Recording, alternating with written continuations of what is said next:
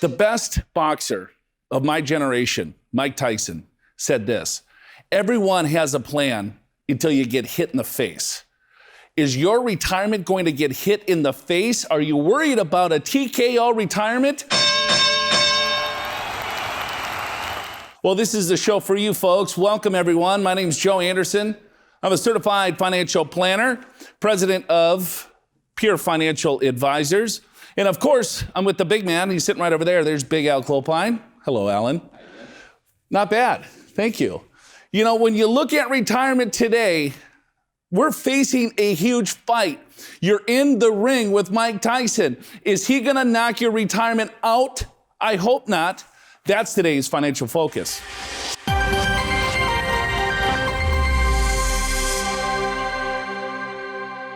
Here's the problem. If you take a look at baby boomers, after 20 years of retirement, the lowest income quartile, 81% of these individuals, they're going to run out of money. Then if I look at the second, almost 40% of these individuals will run out of money. You know, the highest people that have the most cash, almost 10% of them are going to run out of money. The problem is that people don't necessarily have a retirement strategy. They don't have a plan. They don't know how much money they need to save, how much money that they should have in a nest egg. A lot of things can happen in your overall retirement. That's what we want to get into today. Let's bring on the big man right now, Big Al Clopine.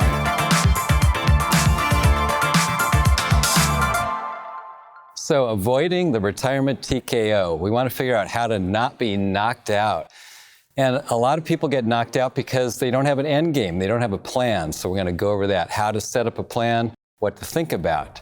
Another thing to consider is nest egg rating. A lot of you guys are taking money from your retirement plans before you actually get to retirement.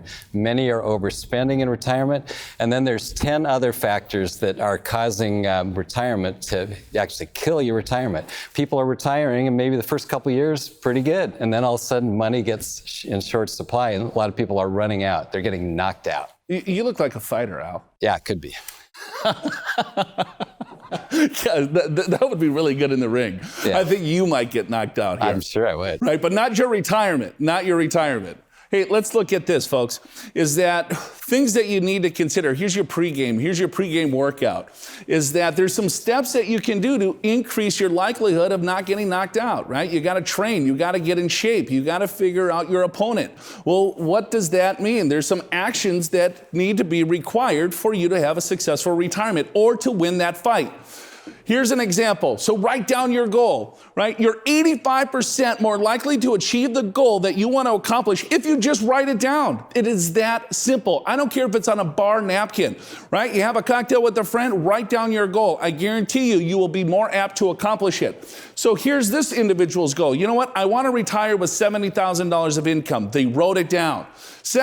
Get a step-by-step process, right? How are you going to accomplish it? How are you going to achieve the goal? What actions need to be taken for you to get there? In this case, maybe they need to save 20% of their overall income to achieve that goal, right? They're starting writing it down. Second thing that they're doing is coming up with a roadmap, a game plan to make sure that they do it. And then hold yourself accountable. If I say, hey, I want to go in the ring with Mike Tyson and I eat potato chips all day and I don't work out and drink beer, guess what? I'm going to get my butt kicked. Same thing here with your overall retirement. You have to be held accountable. You need a coach potentially. So hire yourself a financial planner. This is very self-serving, by the way, but you know what? You need it, Al. And Joe, I guess maybe to kind of make this more clear, let's go through an example. Here's a simple financial plan that you can put together. So this individual's goal, again, is they want to spend $70,000. But let's just assume that they want to retire in 15 years. You could be 5 years, it could be 10 years, 20 years, but you can follow the logic here. $70,000, that's in today's dollars. So you have to inflate what you're trying to spend today in the future. So in the future, that $70,000 given inflation, let's assume 3% inflation throughout that 15-year time period. The cost of goods and services that you're spending $70,000 today, well, it's going to cost you about $110,000 15 years from now. Then do some research. Figure out, what is your Social Security benefits going to look like? What's your pension benefits going to look like? Do you have other types of income sources that are going to come into the household? Write that down. In this scenario, $70,000 is what they believe is going to come in as fixed income. So I take $109,000, minus 70,000 is going to give you a shortfall. This shortfall in this scenario is roughly 40 grand. Start here. This is the first step of accomplishing your goal. This is, start doing jumping jacks and, right, jumping rope and things. Here, this is going to help you get there. Most people don't even do this, Al. Well, you're right. That simple calculation, I would say 90% of the people or 95% of the people that we talk to have not even gone through that computation. It's like, what do you want to spend? What's coming in terms of fixed income? What's your shortfall? And once you have a shortfall, now you can start to figure out what kind of nest egg do I need to be able to pay for that shortfall. Right, and so what do? How do you figure out what nest egg that you need? Well, there's something that's called the 4% rule. You don't want to take out any more than 4% out of your portfolio. So in this scenario, $39,000. So I'm going to divide this by 4%, all right? So most people don't know how to divide a percent into a whole number, so you can just multiply it by 25. So 39,000 times 25. I wonder what that number is. Let's see. Well, it's $975,000. Wow, that's a huge number. But it's not as bad as you might think. So let's say this individual, it wants to retire. They need to get to this $1 million roughly. They have $250,000 in their nest egg today. So what do they need to do? Well, then you back it up and say, I got 15 years to get to this point. What do I need to do to get to this nest egg? Well, the number is about $16,000. If they can save $16,000 per year, and we're using roughly a 6% annual growth rate on that for compliance, well, $16,000 per year, 6% on top of the $250, guess what? They get to that goal, $975,000. If you can't save $16,000, maybe it's something less, maybe it's something more. If you can save more, guess what? That retirement date gets a little bit sooner. But Al, it's not rocket science. You know, it's just kind of figuring out what are the steps that I need to take and then slowly try to achieve that goal. And it shows, Joe, the power of compound money, because you think at $250,000, I'm never going to get to $1 million. And the truth is you can, because with even a 6% rate of return and saving the $16,000 per year, you can make that goal. Now, you do probably need a financial calculator or a friend that has a financial calculator. It's not that tricky of a computation, but by knowing that, it can give you a lot of confidence that you can actually meet your goal. And Joe, I guess another thing really is then once you know that $16,000, where are the vehicles that you can save into? Right. If you look at IRAs right now, you can save $5,500 still for 2018. You have until April 15th to make that 2018 contribution. But 2019, the IRS gave us a little bit more leg room here. So you can now have $6,000 if you're over 50 or $7,000 if you are over 50. Under 50, it's $6,000. So 18.5 was the number last year. They increased it to 19,000 this year, plus another $6,000 catch up. So a little bit more room in these retirement accounts for you to start leveraging. Now, after-tax accounts or just a brokerage account, there is no limit. You can save as much money as you want. So it's first identifying what you want to spend, right? What is the goal? Second, what do you have now? Figure out your fixed income sources, doing a little bit of computation, write it down. You will get there. I promise you, you can avoid, right, those punches that are coming in. We got to take a break because I'm getting a little worked up. We got a lot more to go. We got Mr. Jack Dugan. He's a certified financial planner. He'll be joining us in just a second. He's going to break a lot more things down than Al and I could ever do. So don't go anywhere. You don't want to miss this. Show's called Your Money, Your Wealth.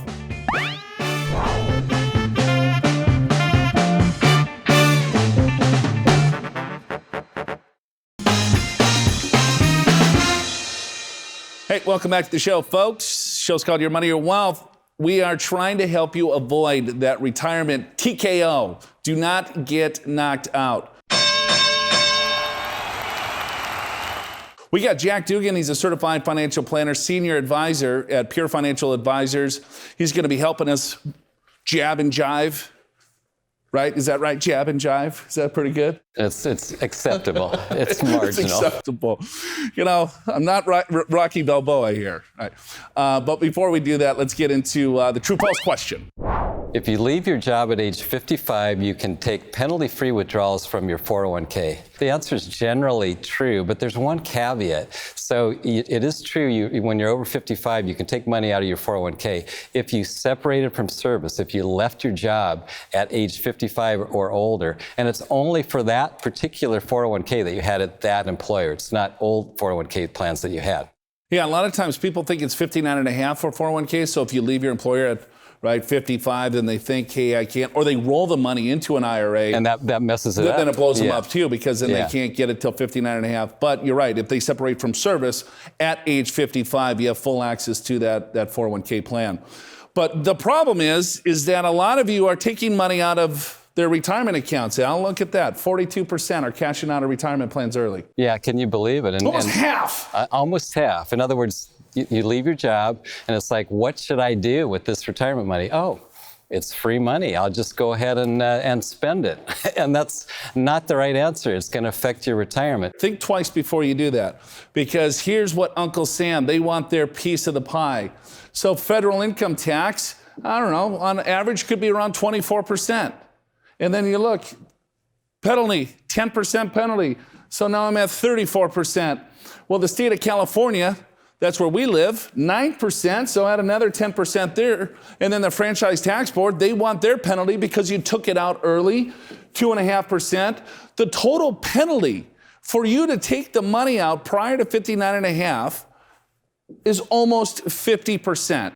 That is the problem, because as you say, people think they have the entire balance, and it's not true. You got to pay the taxes. And in many cases, when you're taking this money out, you're having not very much withheld, or maybe none withheld, and it's a big shock at April. And Joe, that's exactly what we see, is people think it's theirs, they spend it, and then they get in trouble. And then they hopefully finally get another job, but then they're behind the 8 ball just trying to catch up with this old tax liability. Yeah, it's problems. This is a TKO. Right? This is a knockout. This is someone getting their butt kicked fairly quickly in the overall game of retirement. But to help us avoid those TKOs, let's bring on Jack Dugan, certified financial planner. And he is my oldest friend here in San Diego. Hey, Jack, thanks for joining us. My pleasure, Al. Great to be here. And so we're talking about retirement TKO, and there's some things, there's 10 of them that we've identified that can really kind of mess up your retirement. Okay. And I want to touch on a few of them with you. Absolutely. And I think one right off the bat is your health. And it could be your health, or it could be taking care of a spouse or parent to where you really can't work anymore. Yeah, and the health situation can be as devastating as maybe I was planning on, because of the plan that I have in place, I wanted to work another 5 years. Well, the problem with that is perhaps my employer doesn't want me to work another 5 years, or more importantly, maybe I have a health issue that won't allow me to work 5 years. So you have to make sure that you have contingencies in place. So how am I going to handle that? If I have planned on working another 5 years and all of a sudden I get stopped because of health issues, hopefully I have good insurance. Hopefully I have some cash flow backup, cash reserve that I've had set aside to make sure an emergency like this happens, I'm prepared. And the whole idea is looking at things and making sure that you have contingency plans so that when something comes up, I can counterpunch. I can block that hit. Well, very well said. So I think that's right. I mean, I think we got to be planning for these things all along. I mean, you have your plan A, right? Absolutely. But plan B happens, and Life it happens happens frequently. We've seen recent studies that tell us that 50% or more of the people actually stop working sooner than they expected. And as you said, it's health, it's maybe you're obsolete, right? Yeah, absolutely. You're not keeping up with the latest technology. Having to care for somebody, or maybe companies downsizing. Absolutely.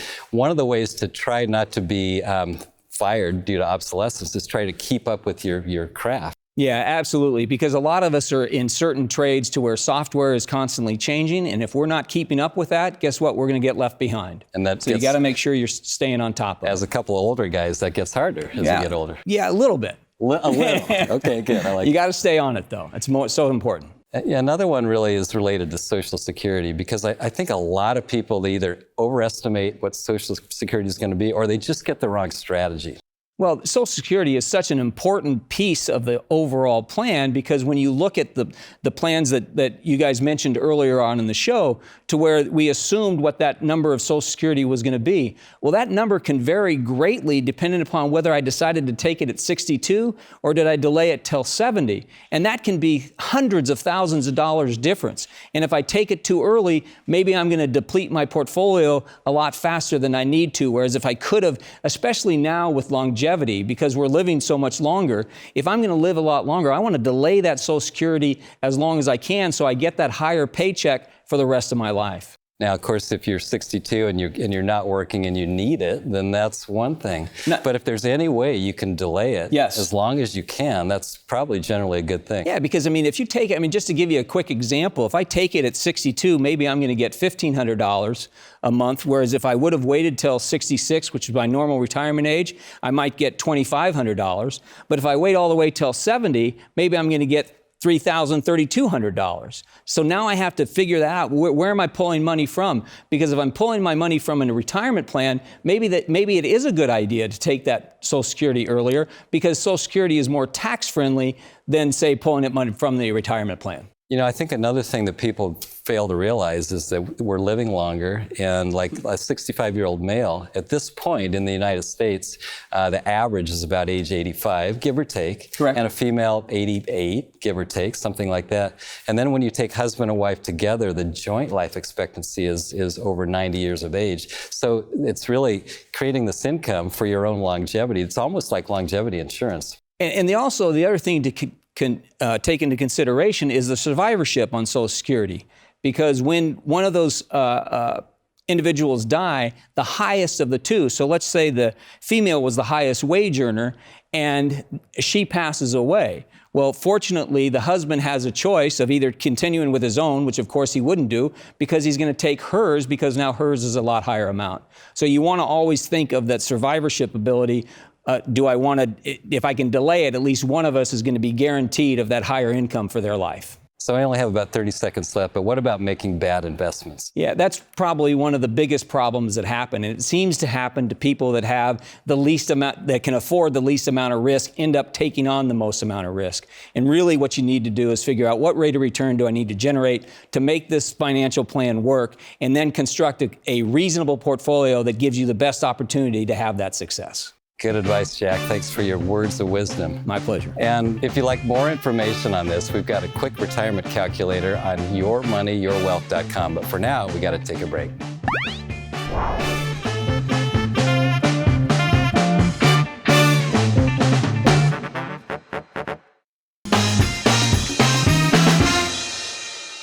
Hey, welcome back to the show. Show's called Your Money or Wealth. Joe Anderson here, Big Al Clopine hanging out. We're trying to help avoid the retirement TKO.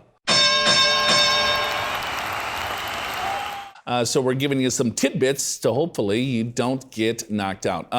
But before we do that, let's go to the true-false question. Let's see how you did here.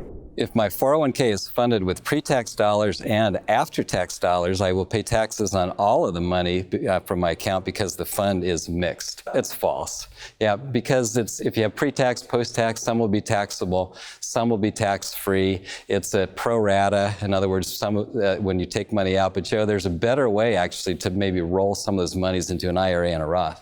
Yeah, a few things. If you have after-tax dollars in a 401k plan, or if you have the ability to put money into a 401k plan after tax, absolutely do it if you can afford it. So pre-tax is that you get a tax deduction. So maybe you max out the plan with the pre-tax contributions. But some plans allow you put up to roughly like $55,000 into the plan. Then you put after-tax in.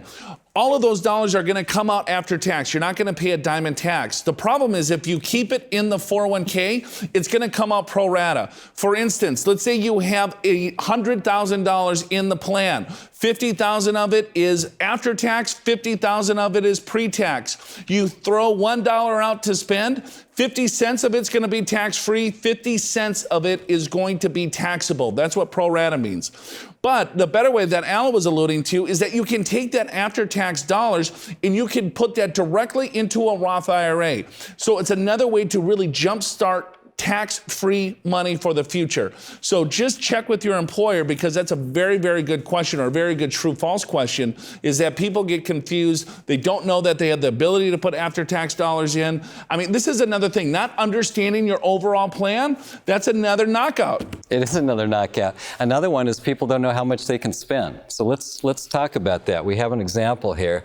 And if this is your situation, let's say you've got $400,000 in retirement and you're wondering, what the heck can I spend? So the withdrawal rate on that is we're saying 4%. Now, that's not a guarantee. That's just a starting point as to what you probably can withdraw for retirement and be okay. 4% of $400,000, that's $16,000. Doesn't seem like a lot, but then you get to add your Social Security, your pensions, whatever it may be.